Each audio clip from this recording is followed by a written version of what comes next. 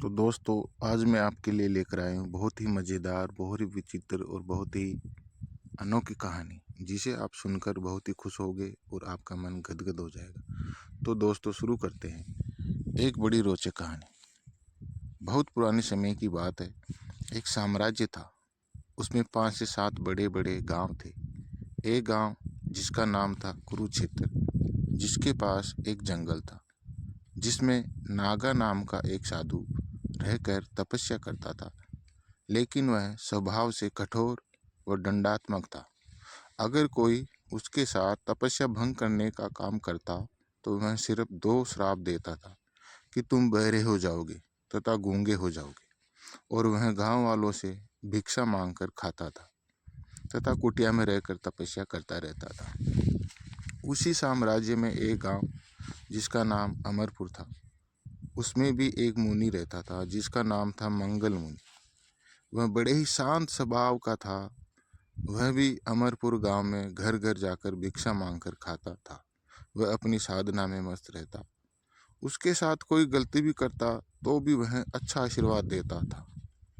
दूसरी ओर कुरुक्षेत्र गांव, जिसमें नागा साधु रहता था, उस गांव में एक बहुत बड़ा सेठ रहता था। उसके एक ही लड़का था जिसका नाम श्याम था। वह एक दिन खेलता खेलता उस नागा साधु की कुटिया में चला गया और वहां नागा साधु तपस्या में लीन था।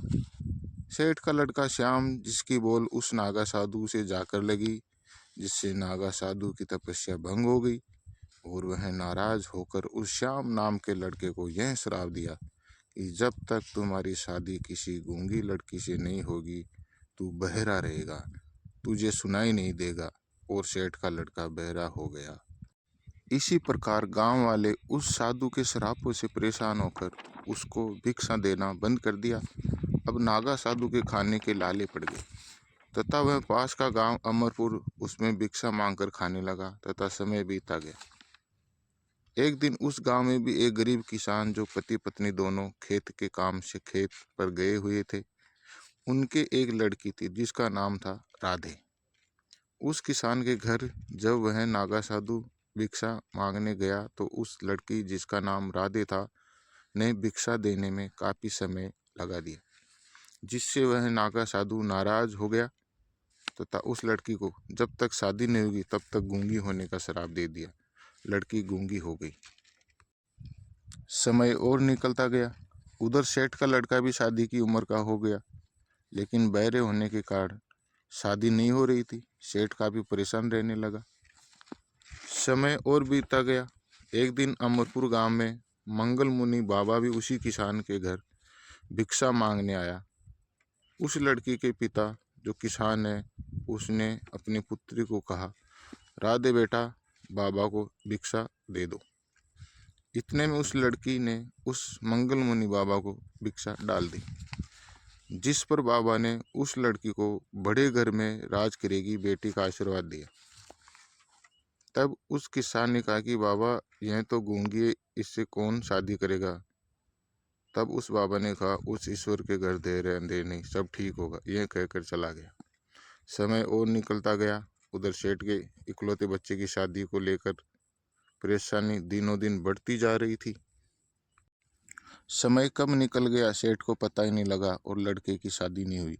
तो किसी ने सेठ को कहा कि पास का गांव अमरपुर है, उसमें एक गरीब किसान रहता है, उसकी गूंगी लड़की है, शायद गरीब किसान इस प्रस्ताव से सहमत हो। किसान के पास सेठ द्वारा प्रस्ताव भिजवाया गया। किसान पहले से ही अपनी गूंगी लड़की राधे के विवाह को लेकर काफ़ी परेशान था। किसान उस सेठ द्वारा भिजवाए गए शादी के प्रस्ताव से काफ़ी खुश हुआ और शादी के लिए तैयार हो गया। शादी की तारीख तय हुई। शादी का समय नज़दीक आ गया। एक दिन वही मंगल मुनि बाबा उसी गरीब किसान के घर फिर भिक्षा मांगने आया। फिर उस लड़की को वही आशीर्वाद दिया कि बड़े घर में राज करेगी बेटी। यह सुन खुशी से उस किसान की आंखों में आंसू आ गए और उस मंगल बाबा के पैर पकड़कर रोने लगा। बाबा, आप तो मेरे लिए भगवान हो। जो आपने कहा वही हुआ। बेटी का रिश्ता बड़े घर में तय हो गया। तब बाबा ने कहा, सब कर्म का फल है और चला गया। शादी का दिन आया। श्याम और राधे की बड़ी धूमधाम से शादी हुई। शादी होते ही श्याम को सुनाई देने लग गया और राधिका भी बोलने लग गई और राधे श्याम की बड़ी सुनहरी शानदार जोड़ी बन गई। इसलिए कहते हैं कि ईश्वर के घर देर है अंधेर नहीं। तो दोस्तों, यह कहानी आपको कैसी लगी?